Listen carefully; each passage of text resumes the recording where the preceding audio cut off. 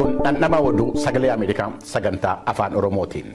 Sirni awwaalcha moodelistii Qananii Addunyaa roobii har'aa magaalaa Finfinnee keessatti bakka awwaalcha mana amantaa Ortodoksii Kaatedraalii Sirraasee keessatti raawwateera.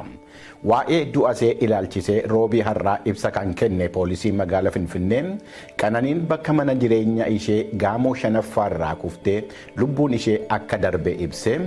Sababa du'a ishee addaan baafachuu fi qorannoon akka itti fufee jiru beeksisee jira. Qorannoon waan itti fufee jiruu fi jaalallee ishee kan ta'e aartist Andu'aalem Goosaa to'annoo jala akka turus ibsi poolisii kun mirkaneesseera.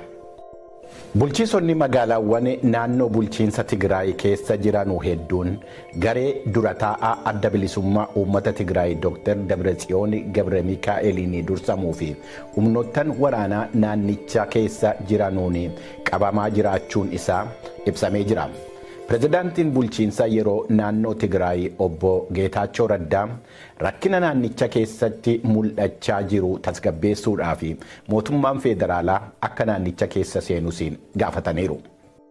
Galmee seenaa keessatti waggaa 25 har'aa bitootessa 19 bara 1999 biyyi Hangaarii, Riippaabilikiin Cheekii fi Poolaandii ifatti waliigaltee dhaabbata Atilaantiik Kaabaa yookiin isa garee naatoo jedhamee beekamutti miseensa ta'uudhaan makamani.